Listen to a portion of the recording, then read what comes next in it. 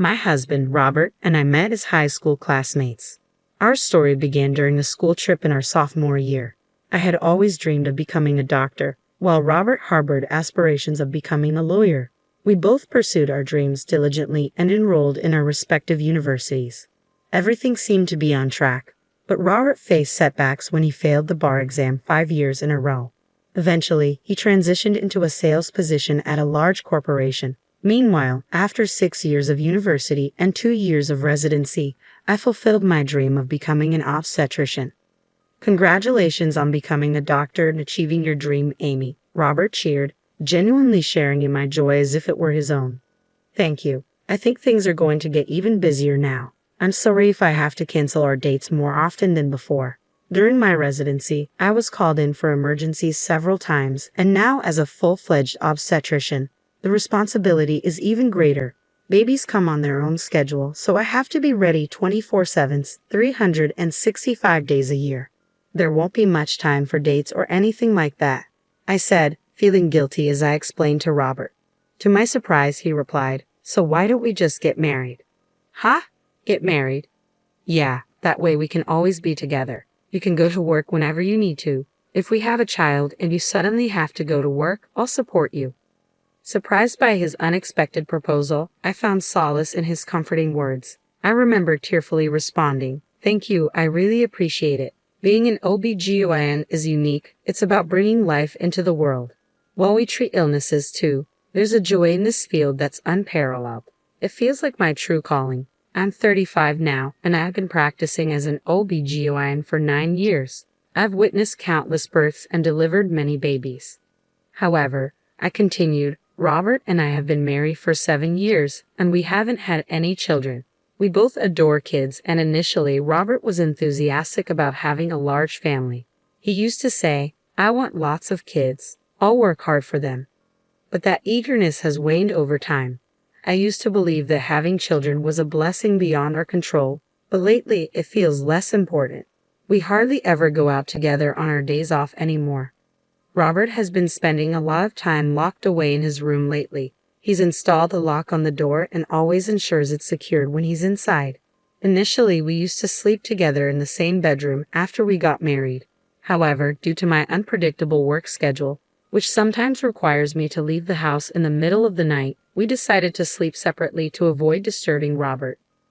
Furthermore, when I have late shifts or night duties and am not at home, Robert also tends to return home late. We have a dog at home, and we've set up a pet cam in the living room where the dog's kennel is located. This camera sends notifications to our phones whenever someone enters the house, allowing us to keep an eye on our pet.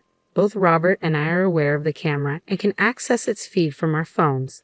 One day, during a night shift at work, my phone buzzed with an unexpected notification. It was around the usual time Robert would return home, but something about it felt off. Taking advantage of a break, I quickly glanced at my phone. To my surprise and confusion, it displayed a video showing my husband alongside a pair of women's legs in a skirt. "What is this?" I unintentionally blurted out in the break room. Concerned nurses nearby asked if everything was all right, to which I managed a weak smile and brushed it off as nothing. After that incident, the notifications indicating Robert's return home at his usual time became more frequent on nights I worked late shifts. Each time I checked, only the woman's feet were visible in the videos.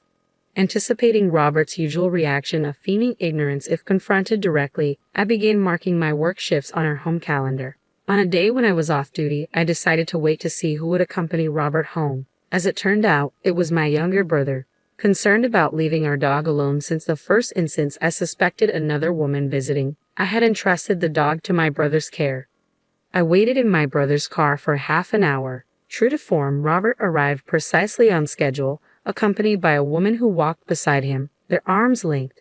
Seeing the scene unfold, I expected to feel overwhelmed, but perhaps having my much younger brother beside me kept me surprisingly composed. Without hesitation, I started recording a video with my phone. "My brother-in-law is bold, isn't he worried about being seen by the neighbors?" my brother remarked once I finished filming the two of them entering comfortably through the front door. "Yeah, there must be people watching. It would be strange if there weren't," I replied, nodding in agreement. Glancing around, I noticed it was rush hour, with neighbors returning home. working irregular shifts. I hadn't previously noticed this, but it suddenly dawned on me that this was the typical time for people to arrive back home. That night, I stayed at my brother's place, enjoying time with my beloved dog before turning in for some sleep.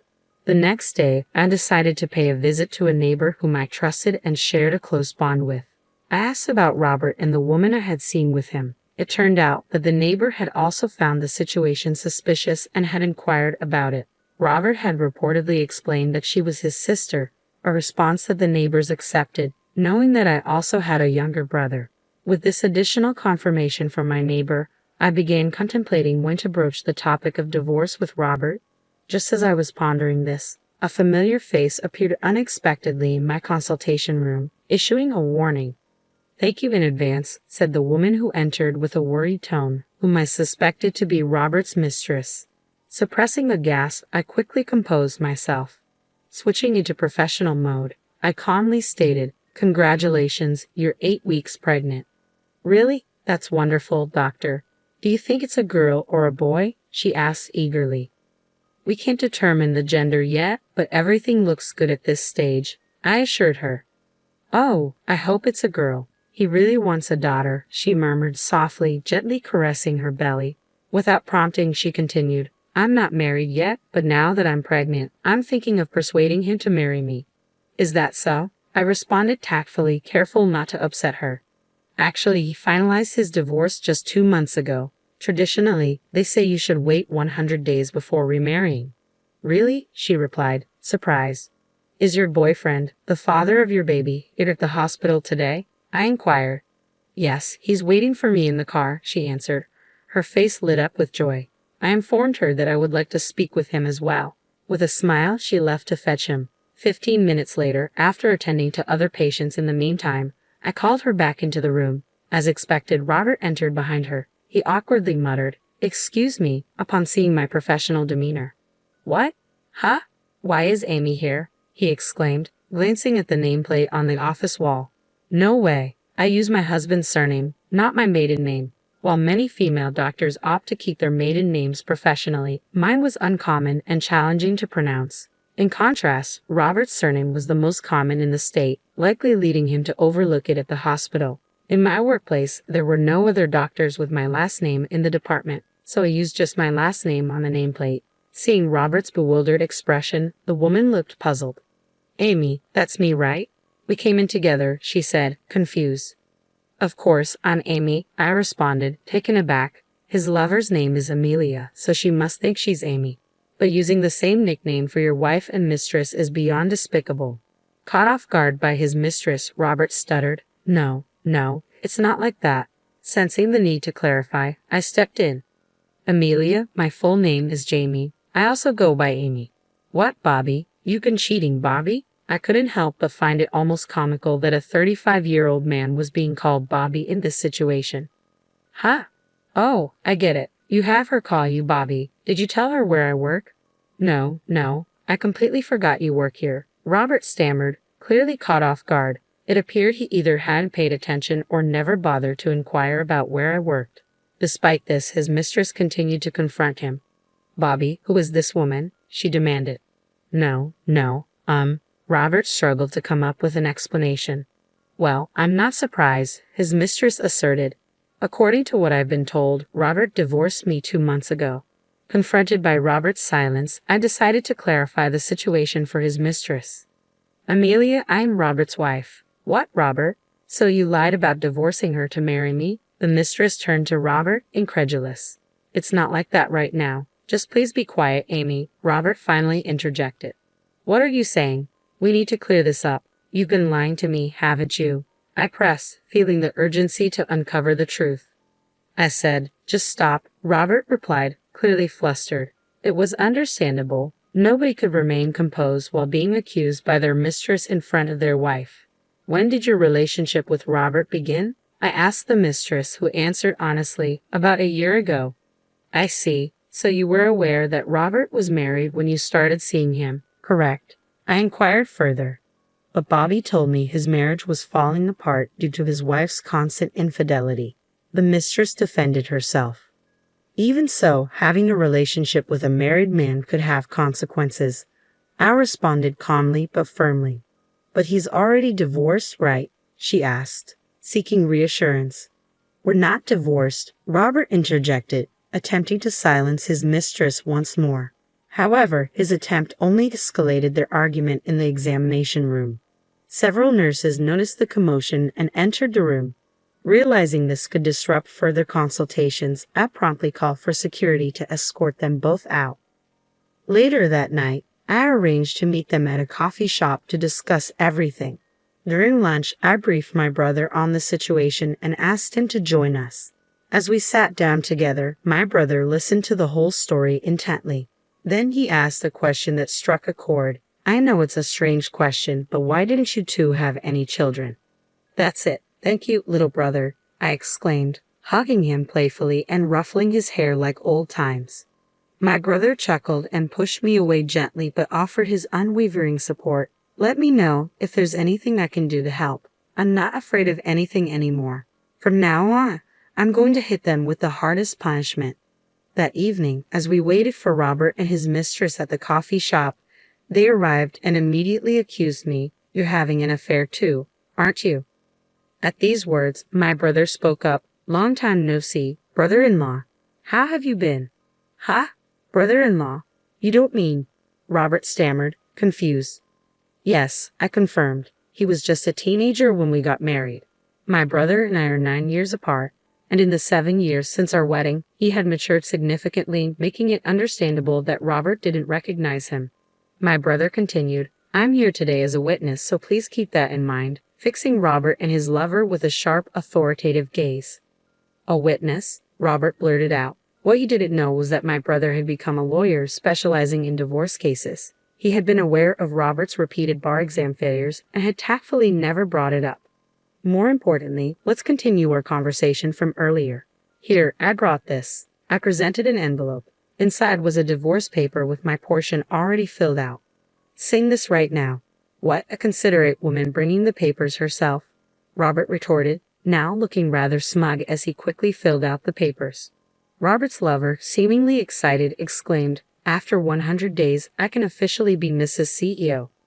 I immediately asked, Mrs. CEO, what are you talking about? Robert said he's the CEO of a top-tier company, she replied, while Robert's eyes began to dart nervously. Yeah, that's right, he mumbled. I couldn't help but burst into laughter. Seeing me doubled over in laughter, Robert's lover looked perplexed. What's so funny? Oh, I'm sorry, I said, catching my breath. Who did you say is a CEO? Robert is just an ordinary office worker, and the house is under my name. Also, there's no waiting period for men to remarry after a divorce. Upon hearing this, Robert's lover was livid. What, Robert? How many times were you going to deceive me? I've had enough. I thought you loved me. Well, I thought you were rich and had a big house. Otherwise, why would I fall for an old man like you? She retorted. Watching the two bicker, my brother and I couldn't help but crack a smile. Now, it was time to send my husband further into the abyss. I swiftly handed Robert some documents. What's this now, Robert? I asked bluntly, tearing open the envelope. As he glanced at the contents, his face turned as pale as a sheet. What is this? He stammered. Do you remember when we had trouble conceiving and got ourselves checked? This is the result from back then. I didn't mention it because I knew it would hurt your ego. Is this mine? He asked, trembling. Yes, it seems you can't have children. So it was the father of the child inside her, I wonder. I replied, my voice dripping with irony. I presented Robert with the test results from years ago. According to the results, he was infertile. I had kept this from him because I believed we could still be happy together, even without children. The other woman, oblivious to her surroundings, began to make a scene. I didn't know you were infertile. Wait, so it's not your kid? Maybe the test results are fake. She hit and snapped at him, yelling, If you're seedless, it's someone else's. I didn't know who the father was planning to marry you because you earned the most. Hearing that, my brother and I were left speechless. As the two of them continued to argue, we tried to calm them down, worried they disturbed the other customers. But they were unstoppable. My brother, being a lawyer, began to explain their situation. I will be demanding compensation from both Robert and his mistress, he stated firmly. The two of them protested, crying, "We don't have any money." But that wasn't our concern. My brother informed them that if they continued to complain, he would take them to court. Faced with this threat, they reluctantly agreed to pay. The next day, I promptly submitted the divorce papers and kicked Robert out of my house. Unable to manage on his own, Robert was disowned by his parents and ended up marrying his mistress, Amelia. Desperate for a child, he decided to raise her unborn baby as his own despite not knowing who the father was. Amelia likely figured it would be cheaper to raise the child together and share the burden of the compensation. Robert started working tirelessly to pay off the compensation for both himself and Amelia. Once she gave birth, Amelia planned to put the baby in daycare and find a part-time job. Meanwhile, I sold my house and stayed with my brother until I found a new place. As I was preparing to move into my new home, my brother asked me to stay, but I brushed him off, saying, "You'll never get a girlfriend if I'm around." Of course, I took the dog, and we are now happily settled in our new home. Moving forward, I plan to continue my work and remain dedicated to bringing many more lives into the world.